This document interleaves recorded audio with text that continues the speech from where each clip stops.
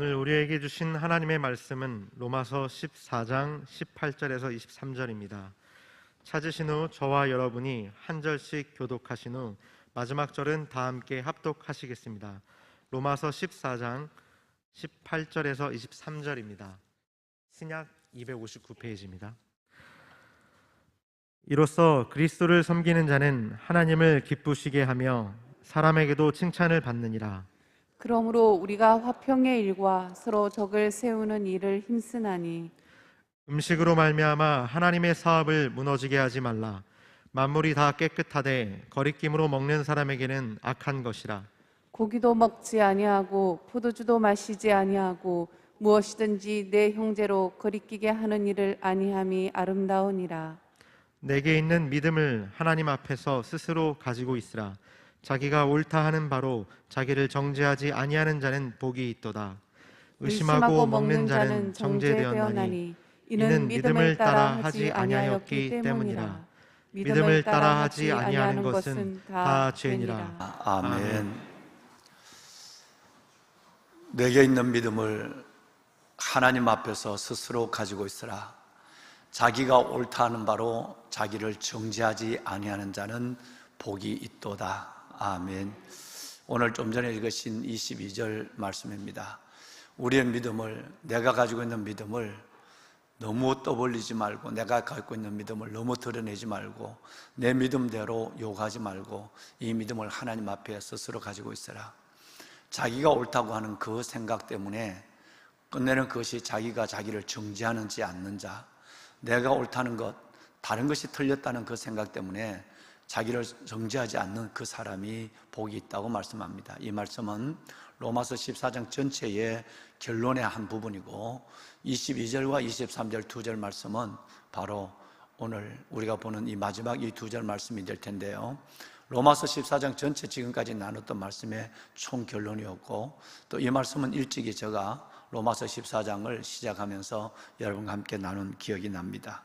여러분께 있는 믿음을 스스로 조심해서 갖고 계시고, 스스로 자기를 의롭다, 자기를 옳다, 자기가 맞다고 하는 것으로만 자기를 스스로 정죄해서 하나님이 주신 은혜를 잃어버리지 말고, 자기를 옳다 인정하지 않으므로 하나님, 다른 사람들을 이해하고 다른 것들을 수용하고 디아라포라의 믿음을 갖고 수용함으로 말미암아 하나님 앞에 복된 여러분이 되기를 주님의 이 말씀 22절 말씀으로 축원합니다.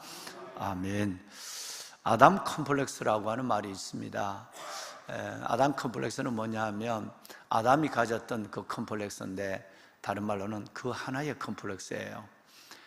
하나님이 창세기 2장 16절과 17절 하나님의 말씀에 보시면 하나님이 동산에 있는 모든 나무의 열매, 실과를 다 아담에게 줬어요. 그리고 이것을 너가 마음대로 이것을 먹으라고 말했어요. 얼마나 하나님의 큰 사랑을 베풀어 줬습니까? 마치 우리가 이 가을에 우리가 정말 형편만 되면 모든 것을 보고 모든 것을 먹고 모든 것을 누릴 수 있는 그런 형편과 똑같은 것이죠. 아담은 하나님으로부터 모든 삶의 열매, 그리고 부족하지 않는 모든 것들을 다 부여받았습니다. 그런데 여러분, 이 아담에게 그 하나가 늘 거리낌이 있었어요. 그 하나가 뭐냐 하면, 여러분, 동상 가운데 있는 선악을 알게 하는 열매, 선악과는 먹지 말라라고 하는 것이었어요. 여러분, 모든 것이 내게 다 풍족하고 모든 것이 내게 주어진 하나님의 축복과 은혜인데, 내게 없는 그 하나, 내가 갖지 못하는 그 하나 때문에 내게 주신 그 많은 것들이 다 감사가 되지 않습니다. 내게 주신 그 많은 것들을 하나님의 은혜와 축복으로 받아들여지지 않는 거예요. 늘 그 하나 때문에 불평하는 거예요. 늘 그 하나 때문에 불만스러운 거예요. 늘 그 하나가 때문에 내 마음이 하나님과 나 사이에 스스로 시험이 되는 거예요. 그거 하나만 있으면 저 선악과 저것까지라도 다 따먹게 하지, 왜 다른 건 다 주시면서 저거는 왜 주지 않으실까? 라고 하는 이 하나 때문에 하나님과의 관계가 소원해지고, 그것이 불만이 되고 그것이 불평이 되고 그것이 감사를 잃어버린 무서운 메마른 심령이 되어버리고 말았어요. 그래서 하나님께서 우리에게 주신 모든 것이 있는데 늘 내게 지금 어려운 그 한 가지 때문에 하나님을 온전히 신뢰하거나 하나님께 온전히 감사하지 못하는 그런 삶을 가지고 있는 사람을 향하여 우리는 아담 컴플렉스라고 얘기하는 겁니다. 오늘 이 새벽 여러분을 불편하게 하는, 아니 불만까지는 가지 않을 수 있겠습니다만은 여러분을 불행하다고 생각하는 그 한 가지는 무엇입니까? 이 한 가지가 있다면 난 진짜 감사할 텐데, 이 한 가지가 있다면 난 진짜 춤출 텐데, 이 한 가지가 있다면 정말 내가 하나님을 평생 내 입으로 전하며 살아갈 텐데, 그렇지 않습니다. 하나님은 모두에게 모든 것들을 만족하게 주시지 않습니다. 그러면 결과적으로 하나님이 필요하지 않는 것이 되고 자신의 악성 속에서 자신의 또 하나의 여러분 큰 교만의 가래 위에 올라가게 되는 것이기 때문에 하나님은 어느 누구도 모든 것이 부족한 완벽한 것을 나는 이제 부족함이 없다는 사람을 없도록 만듭니다. 일시적으로 그런 것이 있다 할지라도 오래가지 않아서 금방 하나님께서는 자신의 한계를 가지고 하나님 앞에 기도 제목을 갖고 나오기를 하나님 원하시는 것이죠. 여러분, 아담 컴플렉스가 이건 굉장히 우리의 믿음을 작은 것 하나로부터 시작해서 믿음의 통째로 우리의 삶을 하나님의 은혜 다른 곳으로 옮겨 놓는 경우가 굉장히 많습니다. 사람의 관계도 마찬가지입니다. 사람의 관계도 다 좋은데 그 사람은 그 하나 때문이야. 그 하나 때문에 그 사람을 사랑하지 못하는 거예요. 그 하나 때문에 그 사람을 내가 기다려주거나 받아주지 못하는 거예요. 그 하나 때문에 그 사람과의 관계가 여러분 서운해집니다. 하나님이 다 줬지만 선악을 알게 하는 그 나무 하나 때문에 아담이 생각하면 생각할수록 하나님의 사랑이 의심이 가고 하나님에 대한 신뢰가 무너지게 되고 그거 하나 때문에 하나님과의 서운해지는 것처럼 사람의 관계 속에도 그 하나 때문에 그 사람을 가까이 하기 싫고 그 하나 때문에 그 사람이 교회 공동체 안에 있지만 내가 그렇게 교제하기 싫은 이런 사람이 되어가는 경우가 종종 있죠. 오늘 성경은 지금까지 우리는 음식이랬다는 거예요. 여러분, 그 다음에 내가 가지고 있는 저 사람이 가지고 있는 믿음의 취향 때문에 난 그 사람이 싫은 거예요. 이런 이 하나가 하나님과의 관계뿐 아니라 사람과의 관계도 컴플렉스가 되어서 그 하나에 걸려서 온전히 하나님 그리스도의 사랑으로 사랑하지 못하는, 그리스도의 마음으로 다가가지 못하는 이런 일들을 우리는 종종 보는데 이것을 아담 컴플렉스라고 합니다. 성령의 사람, 하나님의 은혜의 사람인 여러분, 새벽을 깨우시고 날마다 때를 따라 놓는 은혜의 보좌 앞으로 나가셔서 하나님의 그 사랑에 붙잡히기를 소원하시는 여러분 모두는 이 아담 컴플렉스, 어떤 면에서는 사탄이 우리에게 낙심미끼를 던진 그 하나거든요. 이 하나에 걸리지 마시고, 이 하나에 붙잡히지 마시고, 이 하나에 매이지 마시고, 하나님 우리에게 모든 것들을 주신 그 많은 하나님의 은혜와 풍성함을 생각하며 하나님 앞에 감사하는, 그래서 이 아담 컴플렉스를 넘어서서 하나님과의 관계 속에서도 우리의 사랑하는 교우나 가족, 이웃과의 관계 속에서도 여기에서 넘어서 있는 여러분 큰 넘어선 자의 삶을 보이는 보배로운 여러분이 되시기를 이 말씀으로 축원합니다. 아멘. 여러분 고린도전서 사도행전 10장 말씀해 보시면 여러분이 잘 아시는 한 내용이 나오는데 이 내용이 오늘 우리가 우리 안에 내가 차별을 하는, 내가 구별을 하는, 내가 제한을 하는 사람과의 관계 속에서 어떤 우리가 조심을 해야 될 것인가 라는 부분을 말씀하고 있습니다. 우리의 편견이고 내 생각에 따라서 그 사람을 가까이 할 수 없고 내 생각에 따라서 음식 문제 때문이라든가 다른 문제 때문에 믿음의 취향 때문에 같은 교회 안에 있고 같은 가족으로 살아가고 있지만 늘 내 안에 이 네 가지, 여러분 정말 비판하고 비방하고 정죄하고 업신여기는 일들이 자연스럽게 내 안에 일어난다고 한다면 사도행전 10장에서 우리는 또 하나의 해답을 찾을 수가 있죠. 사도행전 10장에 보시면 최초로 복음이 이방인의 입으로 인해서 다른 사람에게 전해지는 일이 납니다. 그건 군인이에요. 지휘관 백부장입니다. 이방 복음의 효시라고 얘기하죠. 최초로 하나님의 복음이 이방인의 입을 통해서 다른 사람에게 전해지게 되는 이방 선교의 효시가 열리게 되는 것입니다. 그런데 이 고넬료가 어느 날 갑자기 그렇게 된 것이 아니에요. 고넬료는 늘 로마 군대의 백부장이면서도 그는 어떻게 복음을 받았는지 모르지만 그는 늘 이 두 가지를 힘썼어요. 예수님을 자신의 구주로 생각하고 기도하는 일과 구제하는 일, 하늘의 창문과 여러분 이웃을 향한 창문, 위로 있는 창문과 옆으로 있는 창문을 우리 교회가 이 추석 이 2학기에 들어서서 많은 장학금이나 또 구제나 이런 일들로 인해서 여러분의 귀한 사랑을 나타내 주셔서 지난 주간 제가 여러분들에게 감사를 드렸습니다만은, 이런 것처럼 고넬로는 정말 어떻게 믿은지 모르지만 그 군인이 두 개의 창문을 확실히 가지고 있었어요. 하나는 하나님을 향한 창문이에요. 이건 기도의 창문이에요. 또 하나는 이웃을 위한 창문이에요. 이것은 구제, 섬김, 여러분 베품과 나눔의 창문이었어요. 여러분 같은 이 두 삶을 살아가게 된 거예요. 하나님이 어느 날 이 고넬로가 제9시 기도 시간에, 9시가 하면 우리나라 시간은 오후 3시죠. 뭐 어제도 보면 요즘 성전에서 늘 여러분 이른 새벽부터 정말 저녁까지 기도하시는 분들 보면 너무너무 감사하고, 하나님 이 기도가 민족과 시대를 살린다는 생각을 가질 때 참 마음이 하나님 앞에 그렇게 소망적일 수 없어요. 여러분, 이 기도, 성전을 바라보고 하는 기도, 성전에서 기도, 성전을 향한 기도, 성전에서 기도, 하나님이 응답하실 줄로 믿습니다. 여러분, 이 고넬로가 제9시 기도 시간을 정해놓고 다니엘처럼 그렇게 기도하는 거예요. 예루살렘을 향하여 기도한단 말이에요. 기도하는데 하나님이 큰 환상 중에서 그에게 음성이 들려왔습니다. 고넬로야, 너의 기도와 구제가 하나님 앞에 다 상달되었다. 내 앞에 상달되었다. 기억한 바 되었다 그랬어요. 그리고는 하나님이 끝나지 않고 지금 너의 부하를, 너의 사람을 요빠, 해변이에요. 요빠로 보내서 베드로라는 사람이 거기 사도가 있는데 그 사람을 불러다가 너는 부대 안에 있는 부흥회를 하라. 그리고 가정 집회를 하라. 그래서 가정 부흥회를 하라라는 메시지를 줍니다. 그래서 여러분, 이 고넬로는 그러면 누구를 보낼까? 언제 보낼까라고 생각하고 하나님 말씀에 순종의 길을 걸어가고 있는데, 그 다음 날이었어요.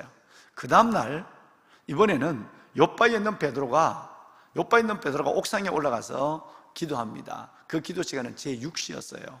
6시는 우리나라 시간으로 12시예요. 정오죠. 저 옥상에 올라가서 정오 기도를 하는데 아마 시장했는가 봐요. 배고픈 가운데도 기도하고 있었어요. 그런데 역시 베드로에게도 환상이 열렸어요. 열렸더니 하늘을 바라보는데 그 환상에 내 귀가 있는 보자기가 하늘에서 내려오는 거예요. 그런데 그 내려와서 자기 눈앞에 펼쳐지는 그 보자기를 보니까 땅에 네 발을 가지고 기는 것들, 그리고 공중에 나는 새들, 율법적으로 깨끗하게 한 것이 아니라 하나님이 먹지 말라는 율법적으로 못 먹는, 예를 들어서 뭐 여러분 돼지라든가 낙타라든가 뭐 이런 못 먹는 것들로부터, 또 공중의 새들도 뭐 못 먹는, 여러분 이 올빼미 이런 종류를 먹지 말라 그랬거든요. 그런데 이런 못 먹는 새들이, 땅에 네 발 가진 짐승과 공중에 못 먹는 새들이 그 안에 들어있는데, 하나님은 베드로에게 잡아먹어라 이런 거예요. 분명히 율법적으로 이게 못 먹는 건데 하나님이, 율법을 주신 하나님이 잡아먹어라 이런 거예요. 그래서 베드로가 이런 제하에 제하죠. 유대인이니까 나는 속되거나 깨끗지 않는 것을 저는 먹지 않습니다 라고 베드로가 하나님 앞에 거의 불순종하듯이 얘기합니다. 주님, 저는 그럴 수 없습니다. 속되거나 깨끗지 않는 걸 지금까지 먹어본 적이 없는데 이것들을 왜 내가 먹어야 합니까? 라는 말을 하죠. 하나님이 딱 한마디를 해요. 그래, 그건 너 생각 때문에 내가 허락하는 일들을 너는 스스로의 자신의 주관을 가지고 너 자신의 생각으로 나의 뜻을 제한한다. 그래서 하나님 한마디로 딱 해버려요. 내가 깨끗하게 한 것을 너가 속되다 하느냐. 여러분, 이것은 지금까지 우리가 14장을 공부해 왔습니다마는 22절과 23절에 이어서 이 사도행전 10장에 있는 이 일은 매우 여러분 우리에게 중요합니다.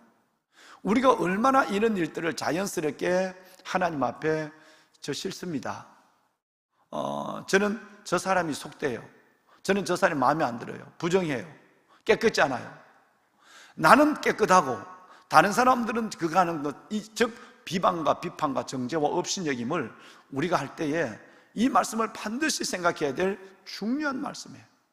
심지어 하나님은 율법에, 구약의 율법에 하나님이 하지 말라 그러는 것도 그리스도 예수 안에서 이것을 온전하게, 여러분 율법이 완성이 되었으니까 이것을 내려주면서 먹으라 그랬단 말이에요. 저는 못 먹습니다 그럴 때, 그래, 너가 못 먹는다고? 너가 싫다고? 마음에 안 내킨다고? 내가 먹으라 하는데도 안 먹을래? 내가 깨끗하게 했는데도 너 싫은 거야? 라고 얘기해요. 여러분, 할 말이 없잖아요. 베드로는 큰 충격을 받았어요. 그리고 베드로는 눈을 떴어요. 그리고 그 다음 베드로는 순종해서 고넬료를 찾아가서 가정 붕괴를 이끌어요. 이방인들을 만나서 복음을 전해요. 그러면 그 보자기 안에 있는 각각 더러운 것은 뭘까요? 내가 만나기 싫은 사람이에요. 내가 거부하는 사람이에요. 그 거부하는 사람을 너는 받아먹어라. 그 사람을 너는 받아줘라. 이제 15장에 나옵니다. 내가 너를 받아준 것처럼 그 사람들, 너도 그 사람들을 받아줘라 라는 이것이 골자인데, 내가 받아주지 않는 것 때문에, 내가 거절하는 것 때문에 하나님 앞에 내 은혜를 스스로 잃어버리게 되는 경우도 있고, 내가 거절한 것 때문에 내가 하나님의 은근한 위치에서 정죄하게 되고 판단하게 되고, 그래서 스스로 자기를 정죄하는 죄를 짐으로 복을 잃어버리게 되는 22절 말씀 같은 그런 일들을 보게 되는 것입니다. 여기서 우리는 이 사건을 통해서 몇 가지를 알 수 있죠. 제일 먼저는 여러분의 지금 이 아름다운 모습이에요. 베드로는, 고넬료는 9시에 기도했어요. 시간을 정해놓고 오후 3시에. 베드로는 6시에 기도했어요. 시간을 정해놓고 12시에. 이 모든 일들이 어디에서 내가 하나님의 음성을 듣고 하나님 앞에 수용하게 되고, 때로는 하나님 앞에 불편한 마음, 주님 전 그거 싫은데요, 속되고 아깝지 않은 거 싫은데요 라고 하나님과 대화하는 이 모든 것들이 바로 우리의 삶과 믿음의 시작이 기도입니다. 할렐루야. 여러분이 이 새벽 5시, 여러분 이 5시 이 시간을 정해서 나와서 기도하시고, 오늘 또 이 성전뿐만 아니라 베들레헴 예배실에서, 그리고 여러분 각 가정에서 예배하는 여러분 모두고 시간을 정해서 한다는 것이 너무너무 어렵습니다. 그런데 하나님은 이 정시 기도를 하나님 원하시는 것입니다. 여기만 있는 사실이 아니죠. 베드로와 여러분 요한이 기도 시간에 성전에 올라가다가 안전병기를 고치는 역사가 일어납니다. 아무 때나 가는 것이 아니라 내가 성전에서 기도한다, 내가 하나님과의 골방에서 기도한다, 그 기도 시간을 정한 것은 삶의 우선순위를 하나님 앞에 먼저 두는 것. 내가 시간 날 때 기도한다. 여러분, 이것은 하나님의 우리 우선순위를 내 밑에서 옮겨 놓는 거예요. 내일 다 하고 형편이 있으면 한다. 예배를 타협하지 말라고 그랬어요. 그죠? 예배 회복. 예배는 내가 하고 여유 있을 때 하는 것이 아니라, 예배는 우선적으로 하나님 앞에 드려야 될 내 삶의 경건의 중심이에요. 기도도 마찬가지예요. 여러분, 그 기도를 한다 안 하면 그 기도의 시간들은 웬만하면 뭐 특별한 경우는 또 어렵죠. 여러분 새벽에도 마찬가지예요. 여러분 여러 가지 일들에 어려울 때가 있지만, 그러나 웬만하면 하나님 앞에 꼭 정이 움직여야 될 부분이 아니라면, 여러분 기도의 시간들을 하나님 앞에 하는 이 새벽의 정시 기도가 얼마나 중요한지 모릅니다.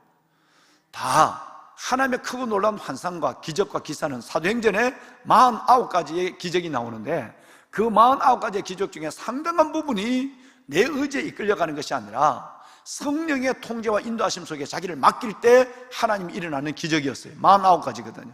예. 여러분에게 이 기적과 은혜가 주님을 우선순위로 두고 살아가는 여러분의 삶에 자연스럽게 일어나는 하나님의 은혜가 될 수 있기를 바랍니다. 아멘. 자, 두 번째는 하나님이 기억하시는 것이 2가지입니다. 하나는 저와 여러분의 모든 삶을 기억하지만, 하나는 기도를 기억하고요, 2번째는 구제를 기억합니다. 사도행전 10장에 읽어보면 이 말씀이 계속 반복됩니다. 내가 너의 기도를 들었고 내 구제를 보았다 그랬어요. 우리는 2개의 창문을 가지고 있어야 됩니다. 하나는 바로 말씀드린 것처럼 기도의 창문, 하늘을 향한 창문을 열어놔야 돼요. 또 하나는 이웃을 향한 창문을 열어놔야 돼요. 내게 주신 것도 어렵지만 어떻게 하면 이웃을 베풀고 섬기고 나눌 수 있는 삶을 살아갈까? 물질이 없다고 한다면 말이라도, 물질이 없다고 한다면 여러분 우리의 기도라도 그들을 섬길 수 있는 것이 있어야 됩니다.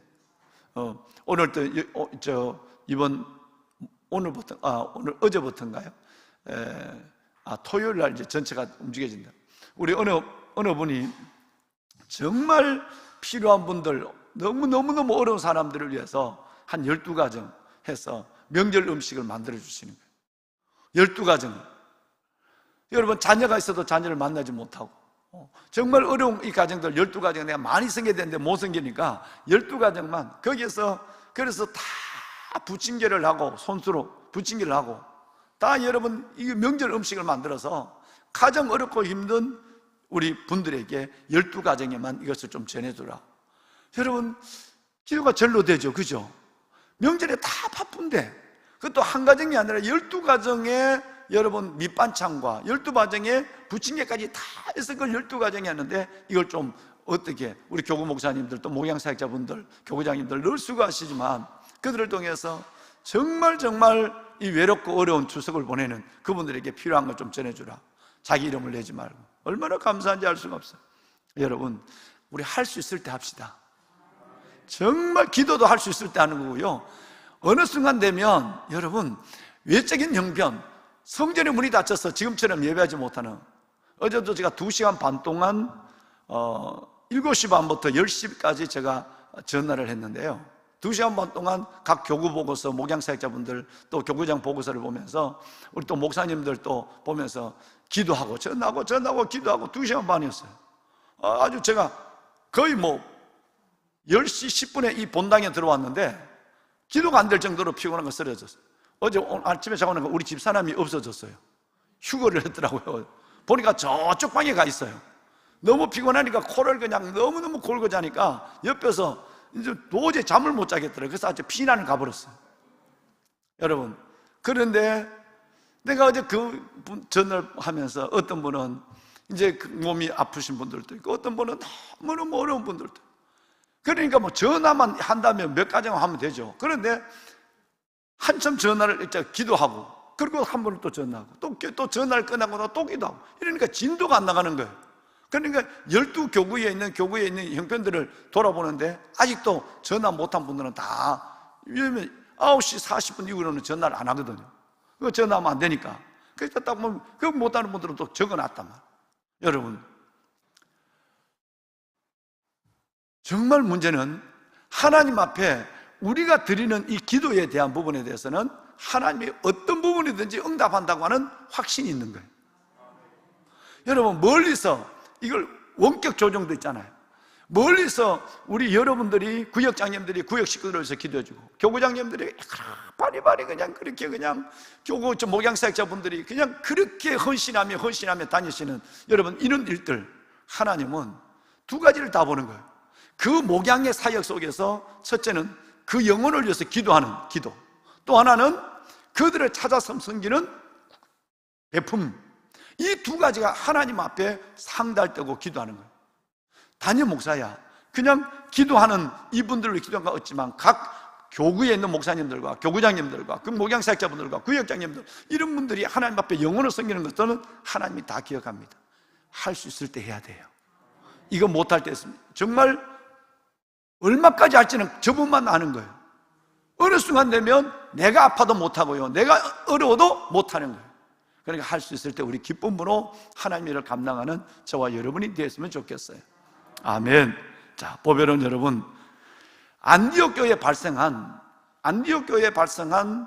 이 사건, 즉 안디옥 교회 안에서는 음식 문제 때문에 유대인과 이방인, 교회 안에서 갈라져 있는 이 문제를 여러분 끝내는 하나님 앞에 어떻게 해결하느냐 하면, 베드로가 고넬료 집에 가서 부흥회를 한 이 사건을 가지고 끝내는 안디옥 교회 안에 있는 이 분쟁을 예루살렘 총회라는 것으로 갖고 가게 됩니다. 그래도 이 문제가 원만히 해결되지 않는 거예요. 그래서 끝내는 예루살렘 총회 15장이었나요? 우리 아까 사도행전 10장에서 우리가 봤는데 15장을 넘어가면 예루살렘 총회가 드디어 열려요. 그 가운데도 이게 쉽게 서로가 서로 용납되지 않는 겁니다. 자기가 옳다고 인정하는 바 때문에 난 이렇게 돼야 돼, 세례도 받고 할례도 받아야 돼, 음식 먹는 거 그건 자기 믿음과 양심에 관계없이 자기 그냥 먹어야 돼, 이런 사람 왜 그걸 먹어? 라는 이것 때문에, 이런 문제 때문에 안디옥 교회 안에서는 유대인과 이방인의 이 분쟁의 문제가, 이 발생되는 문제가 쉽게 해결되지 않는 거예요. 오늘 하나님이 이렇게 베드로와 고넬료에게 이방인도 다 잡아먹으라 그랬는데도 10장에 있는데 15장까지도 안디옥 교회 안에는 이 문제가 해결되지 않는단 말이에요. 그래서 예루살렘 총회가 열려요. 이 총회에서 드디어 하나님이 아디아포르를 얘기합니다. 이 네 가지가 아니면 받아줘라. 그렇게 요구하지 마라. 음식도 요구하지 말고 날과 절기 문제도 요구하지 마라. 이 네 가지가 아니면, 첫째는 여러분 우상을 섬기는 거, 그 다음에 음행하는 거, 목매 죽인 것, 그 다음에 피, 이 네 가지 문제가 아니면 아디아포라 받아줘라. 여러분, 이것이 바로 사도행전 15장의 예루살렘 총회의 결론입니다. 즉 다시 말하면 구원의 문제가 아니라면, 좀 더 한 발 나간다면 선악의 문제가 아니라고 한다면 그것은 하나님 안에서 일단 받아주고 여러분 그 사람을 인정해 주라는 얘기예요. 할렐루야. 오늘 14장을 마무리하면서 저와 여러분에게 이 사도행전적 교훈과 로마서의 이 하나님의 말씀이 저와 여러분의 가슴 안에 온전히 다시 한번 정리되어서 우리의 신앙생활에 남은 날 동안 하나님을 믿고 주를 사랑하고 하나님의 사랑과 영원 사랑과 하나님의 사랑을 가지고 살아가는 그 모든 과정 속에서 여러분 정말 아디아포라의 마음을 가지고 형제를 수용하고 받아주고 사랑하고 귀히 여기는 그 마음이 떠나지 않는 복된 믿음의 영혼 여러분이 되시기를 주의 이름으로 축원합니다. 어제 어느 분이 그런 얘기를 내게 했어요. 목사님, 제가 요즘 저는 모태신앙입니다. 모태신앙인데 우리 목양사역자분이 연락하니까 너무너무 정말 어려워서 주일날 또 나가서 일을 해야 되니까 못 간대요. 못 가서 너무 가슴이 아픈데 6월달에 우리 교회를 등록했어요. 그런데 목사님, 제가 지금까지 신앙생활을 하면서 모태신앙인데 내 자신이 근본적으로 하나님 앞에 리빌딩이 된다는 거예요. 그건 뭐냐면, 목사님, 제가 못 가니까 로마서 이 말씀을 제가 우리 집사람과 빠지지 않냐고 이 말씀을 지금 듣는데 거리도 있고 거리도 멀어요. 특별히 지난 주일 2주 동안 다음과 에브라임의 문제와 연결되는 로마서 14장의 이 말씀은 내 영혼을 통째로 바꿔놨습니다. 모태신앙이지만 저는 교회 안에서 갈등을 보고 우리 아버지도 이런 위치에 계시고 이런 가운데 있었는데 여기에서 내가 왜 이것을 진짜 필요한 구원 이후, 세례 이후 내가 집사 직분을 받은 이후의 삶을 어떻게 살아야 되는가를 왜 구체적으로 지금까지 그 얘기를 들을 기회가 없었을까요? 라고 얘기해요. 만약에 이 얘기가 우리 시골교회에 누군가로부터 전해졌다면 우리 시골교회가 그렇지 않을 수 있었고 또 내가 서울에서 와서 있는 그 교회도 마찬가지입니다. 이 얘기를 남이 얘기할 것이 아니라 내가 먼저 아디아포라, 그리고 지금 다음과 에브라임의 교훈을, 그리고 로마서 14장의 이 말씀을 정말 영으로 받았다고 한다면, 내가 이걸 받지 못했다고 한다면 나도 그렇게 일생을 살다가 죽을 것이고, 그리고 내가 섬겼던 시골교회와 서울에 있는 교회도 내가 나만이라도 그렇게 했다면 내가 교회를 푸른나무 교회로, 시내가 푸른나무 교회로 오지 않았을 것이다. 뭔 말인지 이해하시죠? 여러분, 믿을수록 우리는 은혜로서 멀어지는 경우가 있는데 이걸 인정하지 않는 거예요. 믿을수록 율법적이 돼가요. 믿을수록 사랑이 없어져요. 사랑이 없다는 말, 믿을수록 내 안에 기쁨이 다 빠져나가 버리는 거예요. 내 영혼의 미라가 되어가는 거예요. 미라가, 여러분, 그 빠져나가는 미라는 어떤 여자나 남자나 어린애나 어른이나 미라는 다 흉측합니다. 왜? 수분이 다 빠져나가 버렸어요. 우리 안에 하나님 앞에 진정한 은혜가 빠져나가면 믿을수록 미라가 돼가요. 딱딱해져요. 믿을수록 모든 것이 없어져요.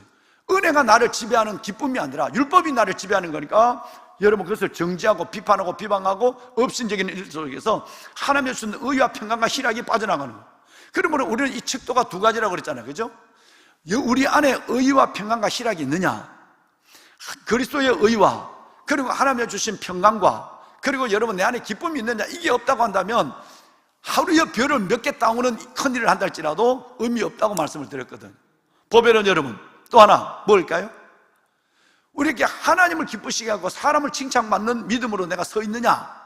여러분 18절과 19절의 이 말씀의 기준이 17절과 18절의 말씀의 기준이 하나님 앞에 내가 은혜에 따라 살아가느냐 율법적이냐는 것을 여러분 구분하는 거거든. 정말 율법은 모세를 통해서 왔어요. 율법은 행함으로 구원을 받는다는 거예요. 이행덕구에. 은혜는 예수 그리스도로부터 왔어요.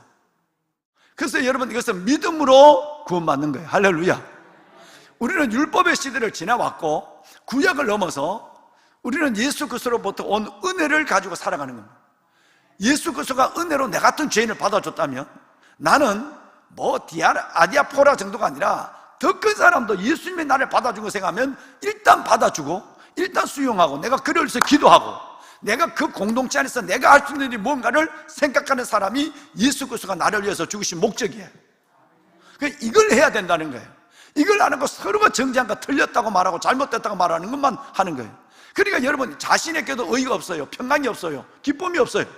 미래가 되어가는 거예요. 근데 자기는 잘 믿는다고 생각하는 거다. 여러분 이것은 공동체뿐 아니라 자신을 불행하게 하는 것이고 21절처럼 자기가 옳다는 바로 자기를 정죄하고 있는 거예요. 지금 이걸 모르고 있단 말이에요. 보배는 여러분, 그래서 어떨 때는 내가 웃는 말로 그러죠. 조금만 덜 똑똑했으면 좋겠다.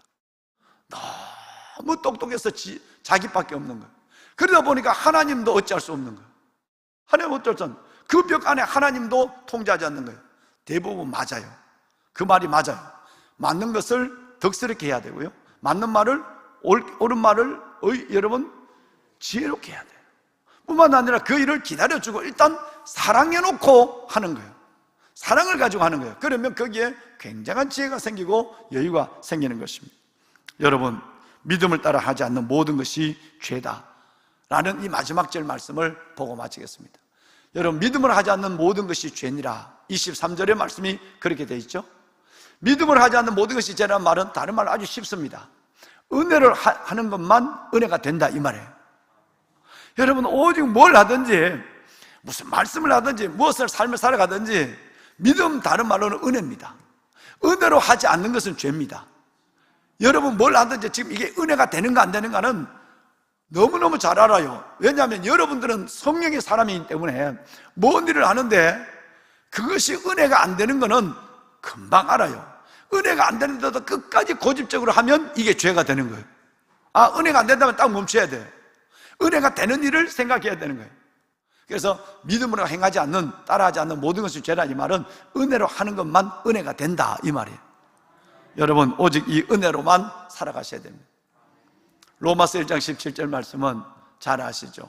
사랑하는 여러분, 복음에는 하나님의 의가 나타나서 믿음으로 믿음에 이르게 하나니 의인은 오직 믿음으로 살려. 믿음을 따라하지 않는 모든 것은 죄다.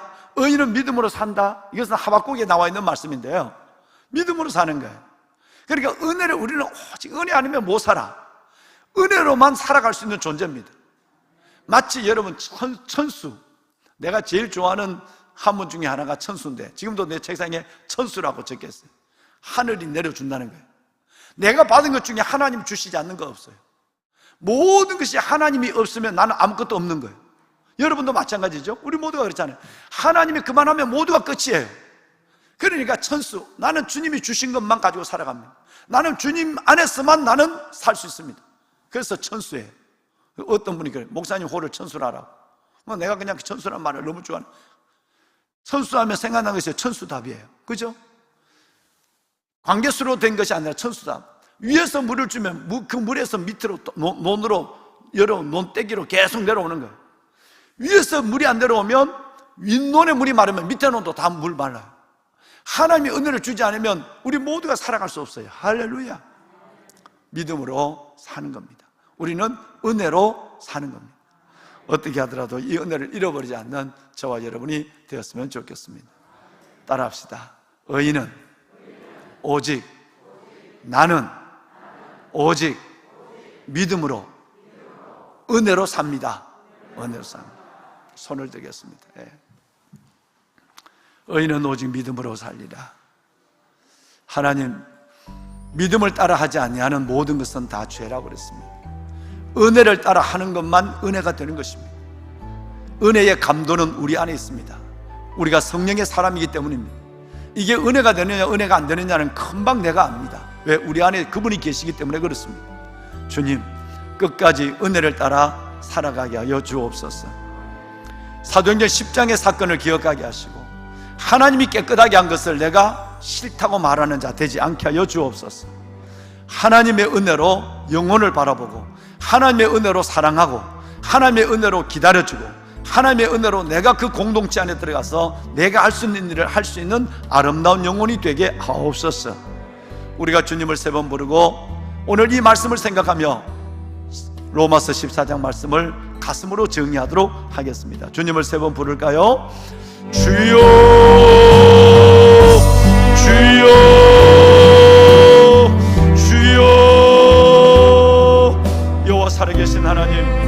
아버지의 은혜와 주의 사랑을 감사합니다. 우리가 무엇이길래 하나님 이 새벽도 단잠을 깨우게 하시고 하나님 어려운 가운데 피곤한 가운데도 가정에서 골방에 하나님의 거실에서 이 예배를 드리며 아버지 하나님께서 위로부터 우리에게 주시는 주의 음성을 듣게 하시며